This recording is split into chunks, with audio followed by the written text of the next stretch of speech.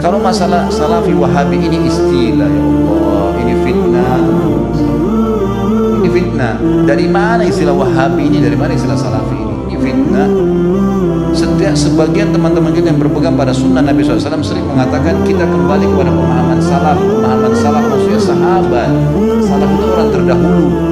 Dikatakan pesantren salafiyah, pesantren yang dulu tradisional, gitu kan. Jadi itu pemahaman kembali kepada salaful ummah. Hanya itu. Begitu dikatakan kembali kepada salaf sahabat, oh ini kelompok salafi. Nisbatkan. Dari mana ini nisbatan ini? Kemudian Wahabi, apa Wahabi ini? Dari mana istilah ini? Ini keluar dari mulut orang-orang yang tidak bertanggung jawab. Kalau kita lihat cirinya orang Wahabi, yang dianggap Wahabi orangnya berjenggot, jalankan sunnah Nabi. Kalau sholat ke masjid, istrinya pakai tutup aurat, di rumahnya jauh dari perbuatan dosa. Ini kelompok diolok-olok, Wahabila. Saya pernah dimasukkan.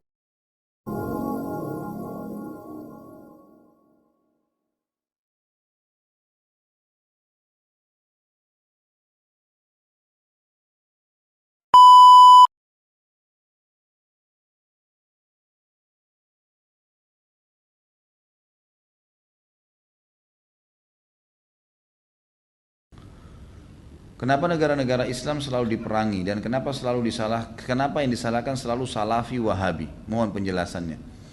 Jadi teman-teman sekalian, Allah Subhanahu wa taala sudah mengatakan dalam Al-Qur'an Al-Baqarah 120.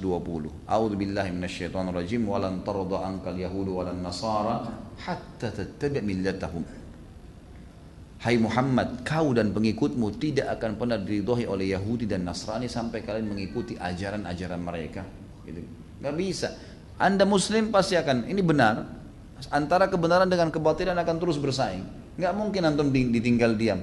Makanya kita bergerak kiat, gitu kan? Bergerak menyampaikan agama kita. Sesuatu yang bergerak itu susah untuk diserang sebenarnya.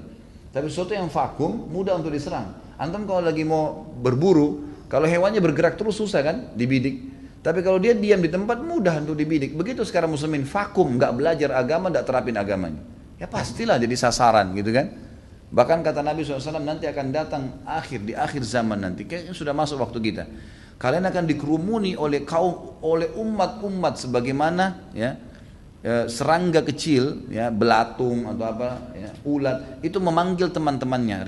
Makna yang lain adalah seperti orang yang memanggil teman-temannya untuk ngeroyokin satu nampan makanan. Lalu maksudnya diperbutkan ya, diambil, dibunuh, dirampas, dijajah, semaunya mereka. Kata para sahabat itu sedikit komunitasnya cuma di Madinah. Ya Rasulullah, apa jumlah kami sedikit waktu itu?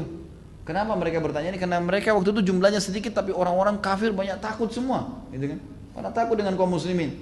Lalu kata Nabi SAW, tidak, kalian banyak sekali, tapi kalian seperti buih di lautan. Tidak ada sama sekali masalah.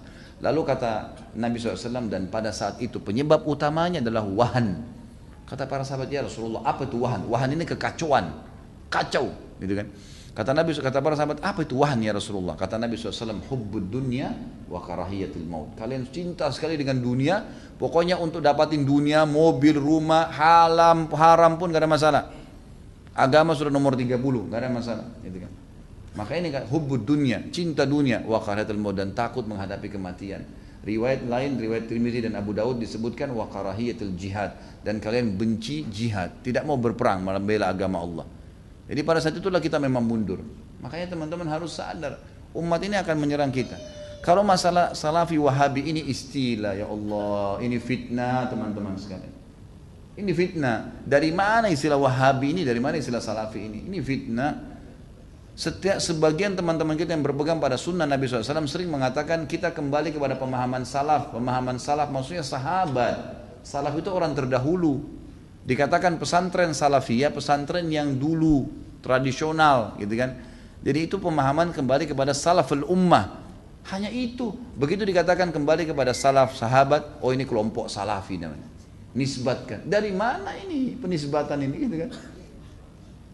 Kemudian Wahabi, apa Wahabi ini? Dari mana istilah ini? Ini keluar dari mulut orang-orang yang tidak bertanggung jawab. Kalau kita lihat cirinya orang Wahabi, yang dianggap Wahabi orangnya berjenggot, jalankan sunnah Nabi. Kalau sholat ke masjid, istrinya pakai tutup aurat. Di rumahnya jauh dari perbuatan dosa. Ini nih kelompok nih. diolok-olok, wahabila, wahabila. Saya pernah dimasukkan dalam grup gitu kan. Saya lihat semuanya disatuin, teman-teman dari semua ormas ada, termasuk nama saya masuk di situ. Banyak, mungkin ada 80 atau 100 orang, ustadz, kiai dan seterusnya.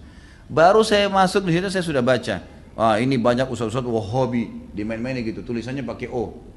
Wahabi lah ini. Oh, ini Wahabi ini suka tolak salawat, suka tolak zikir, suka tolak doa. Saya berpikir kalau saya mau tanggapin, ini 80 orang, 100 orang di situ, kemudian akan habis waktu saya menyita di situ. Sudahlah, saya keluar, minta maaf, saya nggak ada urusannya di sini, saya keluar. Karena yang bilang orang-orang yang pernah belajar di Saudi teman-teman benci sama zikir itu siapa? Anda yang fitnah itu. Gimana caranya? Orang yang belajar di Madinah, di Masjid Nabawi, di Mekah, zikir kepada Allah. Bahkan mereka paling banyak zikirnya kepada Allah. Mereka paling banyak zikir, tapi zikirnya pakai adab, nggak teriak-teriak, gitu kan? Nggak karang-karang. Apa yang Nabi SAW ajarin itu yang disebutin. Adab sama Allah, subhanallah, subhanallah. Dilakukan, bukan tidak dilakukan. Tapi tidak ada subhanallah, subhanallah, alhamdulillah. Dibaikkan main-main, Allah hu, apa ini? Ini apa ini? Ini kalau zaman Umar sudah diketuk semua kepalanya nih. Ngarang-ngarang gitu kan.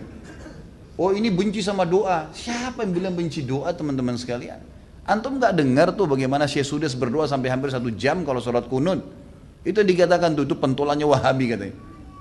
Baik berdoa kunut 1 jam sampai orang semua pada menangis seluruh dunia. Antum bilang itu Wahabi. Ini subhanallah ini. Benci doa itu namanya ajib. Sesuatu yang aneh gitu. Bagi saya tuduhan-tuduhan yang tidak beralasan sama sekali. Nggak beralasan nih. Yang penting dari Saudi Wahabi. Gitu kan.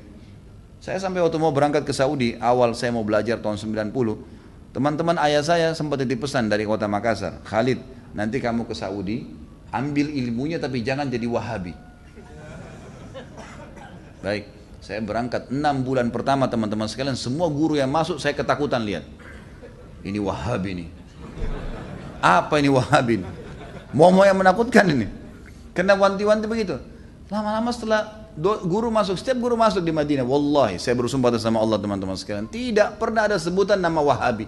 Saya tidak pernah dengar kata-kata Wahabi dari mulut mereka. Wallah, yang ada cuman qala Allah, qala Rasul. Allah berfirman, Rasulullah bersabda. Wallahi, saya sumpah di sini, di masjid ini memang begitu ajarannya. Begitu ajarannya, qala Allah, qala Rasul, qala Allah, qala Rasul, selalu.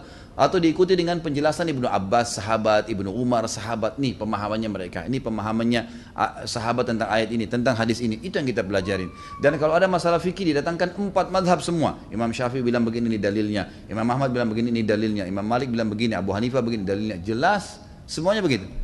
Setelah 6 bulan saya berpikir, kok saya harus takut dengan orang-orang seperti ini? Ilmu semua disampaikan, gitu kan? Ilmu semua. Dan bagaimana mempertemukan antara ambil ilmunya, jangan jadi Wahabi. Bagaimana memahami?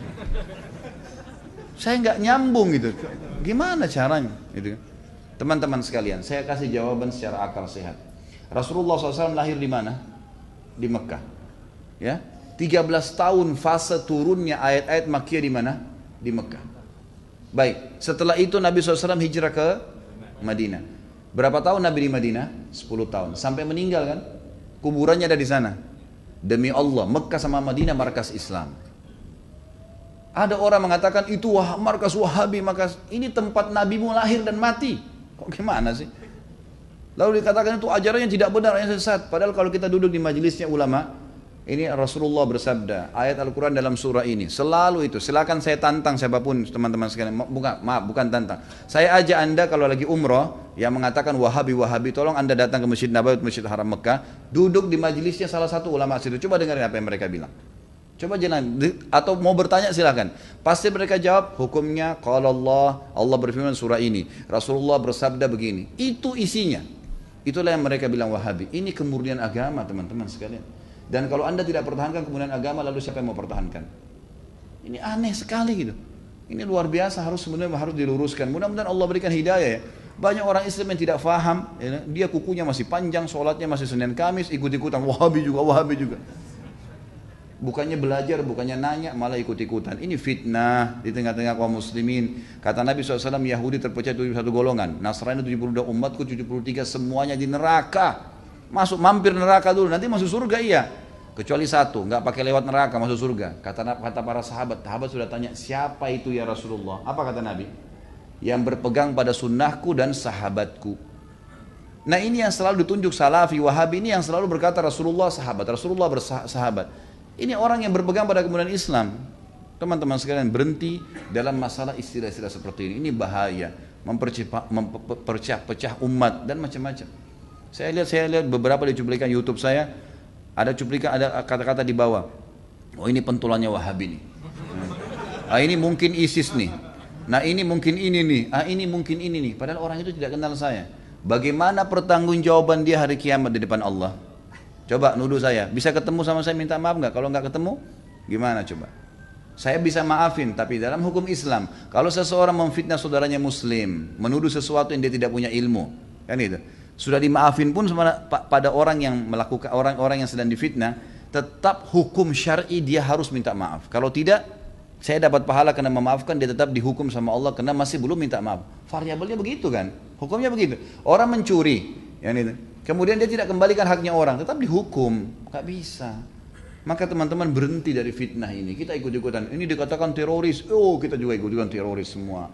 Ini garis keras. Ini kita katakan garis keras. Belajar. Kita punya mata bisa melihat, telinga bisa mendengar, hati bisa berpikir, bisa merenungi. Dengar dong dulu, gitu kan? Apa yang disampaikan? Kalau disampaikan benar, terima. Kan itu. Teman-teman yang dituduh dengan istilah ini hanya betul-betul kembali kepada kemudian Al-Quran dan Sunnah. Itu. Coba hadiri pengajiannya pasti selalu kalau Allah, kalau Rasul. Kalau Allah, kalau Rasul. Ini ajaran Islam teman-teman. Gak pernah ada perkataan kata kiai saya, kata guru saya, kata gini, kata gitu. Gak pernah. Anda boleh ikuti ceramah saya, kalau saya pernah katakan ini kata si fulan ini sudah jauh. Kalau Allah, kalau Rasul. Ada tanggapan ulama yang merincikan mungkin atau menyampaikan, itu mungkin. Ini Allahu a'lam. Mudah-mudahan Allah perbaikin keadaan